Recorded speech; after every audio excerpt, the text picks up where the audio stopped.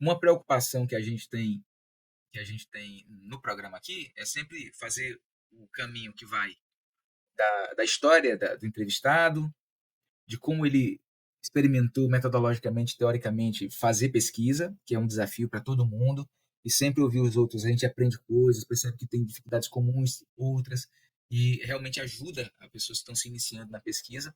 E a gente conclui perguntando assim, o que, que você diria, o que, que você aprendeu com o seu processo de pesquisa, e você traz para si como aprendizado que pode ajudar a instituição nossa, onde nós trabalhamos, que é pública e é nossa, é de toda a sociedade, e em particular dos trabalhadores e trabalhadoras que a fazem, o que, que poderia mudar, o que, que poderia melhorar, e que você aprendeu nesse percurso. Você já estava dizendo umas coisas aí sobre o funcionamento, né? Com a norma e tudo mais. Então, embora não haja assim conclusões e achados no sentido canônico, tradicional, Sim, sim, há sim, sim. aprendizado e a produção, né? A produção de novos Sim, claro, sentidos, claro. de novos horizontes.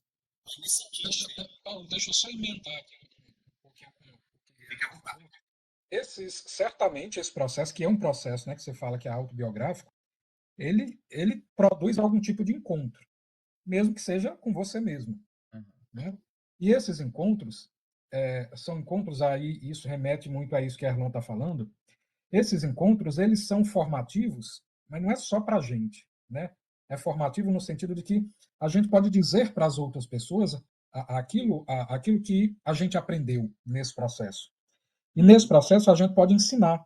É o Sim. formativo em que a gente aprende e ensina, não é um princípio freiriano.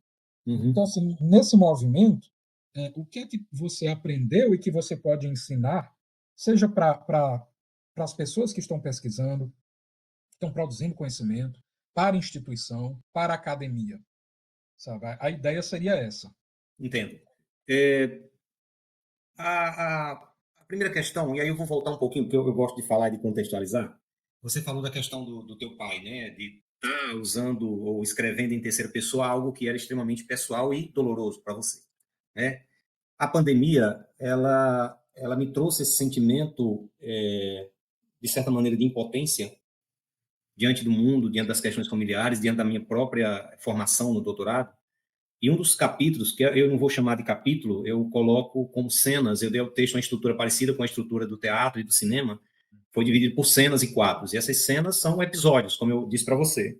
E um deles é a questão da pandemia, né? Eu dedico um porque ela atravessou o meu doutorado inteiro e ela marcou. E uma das coisas que eu trago nesse momento é sobre a questão da morte, da necropolítica que se produziu aqui no Brasil, né? Dessa ideia da morte como uma forma, de certa maneira, de controle, né? De certo modo, na perspectiva da extrema-direita aqui no Brasil. O prólogo, que é a parte que a pessoa da banca disse que era, de fato, narrativo, ele é sobre a morte do meu pai, de como essa morte do meu pai ela marcou a minha trajetória de vida, porque ela interrompeu algo que poderia ser extremamente diferente. Não sei como seria, né? Mas pensar numa esposa que tinha 5 filhos, de um pai que foi assassinado brutalmente, e essa esposa pegar esses filhos e ir para uma outra cidade com a perspectiva de estudar, de melhorar a condição de vida, ela trouxe essa minha transformação no início da minha trajetória. Então, eu não podia deixar isso de fora da minha tese. Então, esse memorial narrativo da minha infância, ela traz a morte. Essa parte do meio em que tem a questão da pandemia, trata da morte. E lá no final tem um capítulo que é uma cena que é a estética da morte, né? A estética da morte, porque aí eu vou colocar essa questão de como trabalhar a morte, como a literatura, como vários autores da literatura trabalham com a morte, de como eu trabalho com os meus alunos um determinado conteúdo a partir da perspectiva da morte. E como eles se interessam muito quando se fala disso. Então, quando eu vou trabalhar o simbolismo, que eu falo da questão do desejo mórbido, que vem dos românticos, né? Que também tem esse desejo, essa morbidez presente, e de como eles se apegavam à ideia da morte como uma salvação, os alunos ficam encantados e querem, eu digo assim, olha, a gente pode fazer um curta-metragem, gravar no cemitério, aí pá! Aí quando fala dessa ideia do cemitério, de ir para lá, como a morte encanta esses meninos, como eles acham a ideia interessante de você lidar, e porque a escola não trabalha isso de uma outra dimensão, a gente nunca discute essa questão da A finitude, existência né? da morte. É como se a escola ela não interessasse por determinadas coisas que estão embrenhadas na nossa existência. Então, isso é um capítulo que pode ajudar colegas que vão ler a ter uma perspectiva de como trabalhar isso, né?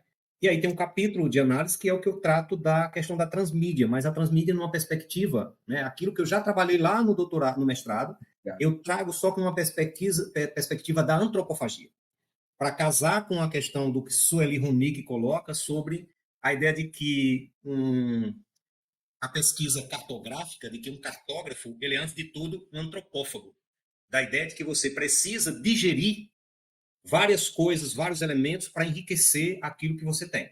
Então, a ideia da antropofagia lá dos autores, do Oswald de Andrade, do Mário de Andrade, lá da Semana de Arte Moderna, a primeira fase do modernismo, a ideia de que você precisa digerir o que vem de fora, né, misturar elementos para você conseguir enriquecer, se fortalecer.